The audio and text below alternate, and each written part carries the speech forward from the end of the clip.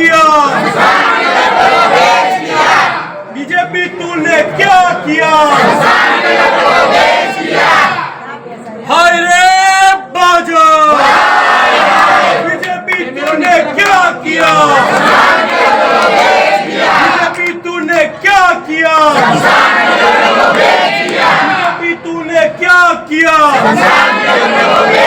हाय रे भाजपा, अवित सरकार 50 वर्ष में कोई ना जोई आवा तो मेयर मरेलन मारे कोटा कोटा निर्णय ले रे। हाय रे भाजपा, हाय कमिश्नर।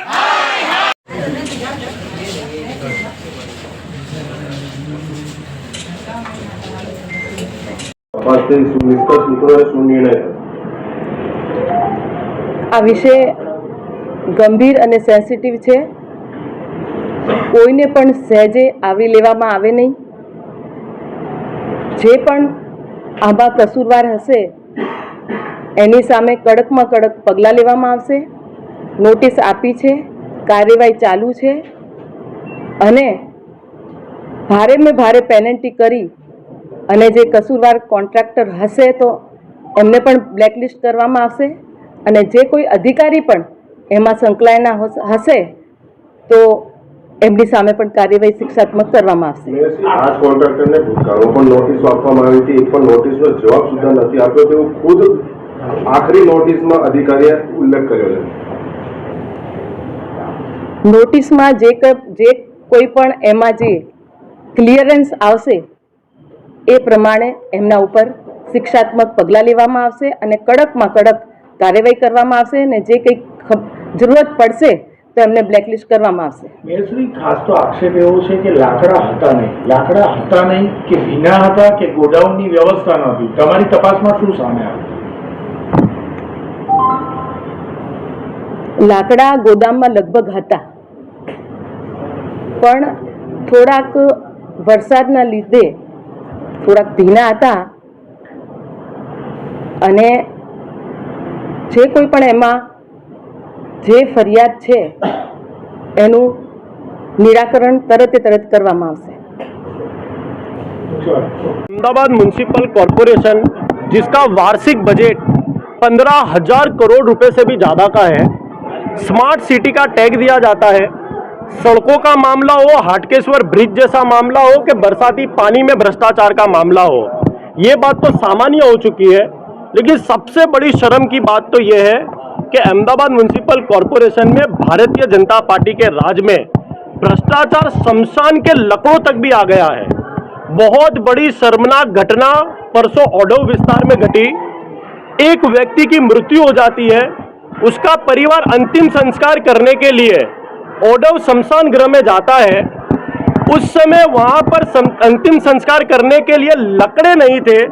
4 घंटे तक परिवार ने अंतिम संस्कार के लिए वहां पर इंतजार किया. अंतिम में उस परिवार ने मजबूरी में टायर लाकर, बिस्तर की गोदड़ी लाकर उनके परिवार के व्यक्ति का अंतिम संस्कार कर देना पड़ा. ये साफ बताता है कि भारतीय जनता पार्टी के राज में जीते जीते अहमदाबाद शहर की जनता तो सुरक्षित नहीं है, चैन से नहीं रह पाती है. लेकिन मरने के बाद भी यदि चैन से, सुकून से अंतिम संस्कार ना होता हो, ये घटना भारतीय जनता पार्टी के राज में अहमदाबाद म्यूनिसिपल कॉरपोरेशन में हो रही है.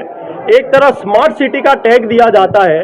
गुजरात की सबसे बड़ी महानगर पालिका में यदि शमशान के लकड़ों को भी चुराया जाता हो, आज कांग्रेस पार्टी ने सभी कॉरपोरेटर, हमारे उपनेता नीरव भाई डंडक, जगदीश भाई और सभी कॉरपोरेटर मिलकर अहमदाबाद शहर के मेयर को आवेदन पत्र देकर यह बात कही गई है कि उस कॉन्ट्रैक्टर को ब्लैकलिस्ट ही नहीं, पुलिस FIR की मांग करने की बात कांग्रेस पार्टी ने आज मेयर को आवेदन पत्र देकर करने में आई है. જે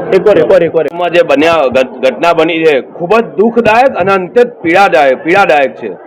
સ્મશાનના પણ જો મોતનો મલાજો ના જળવાય, જ્યાં મહાદેવનો વાસ હોય ને ત્યાં પણ જો આટલો ઊંડો ભ્રષ્ટાચાર કરવામાં આવે, ભારતીય જનતા પાર્ટીને અને અધિકારીઓની મિલીભગતથી જાણે ભ્રષ્ટાચારની નાનામાં નાની વાત હોય કે મોટા મોટી વાત હોય, એને એ લોકોને એક આદત પડી ગઈ છે જનતાના પૈસે અને જનતાને ગમે તેટલું દુઃખ પડે તો પણ એમના પેટનું પાણી હલતું નથી, તેમની નિર્લજ્જતા સાબિત થાય છે. આ જ 3 મહિના પહેલા વાડજ સ્મશાન ગૃહનો મુદ્દો આવ્યો હતો. 2020માં કામ શરૂ કરવામાં હતું, રિનોવેશનના કામને 2 વર્ષની અંદર પૂર્ણ કરવાનું હતું, છતાં પણ આજે પણ 2025માં પણ 5 વર્ષ થયે પણ કામ પૂર્ણ કરવામાં આવ્યું નથી. અને એની જગ્યાએ એ લોકો એને બ્લેકલિસ્ટ કે કોઈ પણ નોટિસ આપ્યા વગર ફરીથી એને કામગીરી શરૂ કરીને નવા ટેન્ડરો ઊભા કરીને અને નવી કામની મુદતો આપીને આ એક પ્રકારનો સુવ્યવસ્થિત ભ્રષ્ટાચાર છે.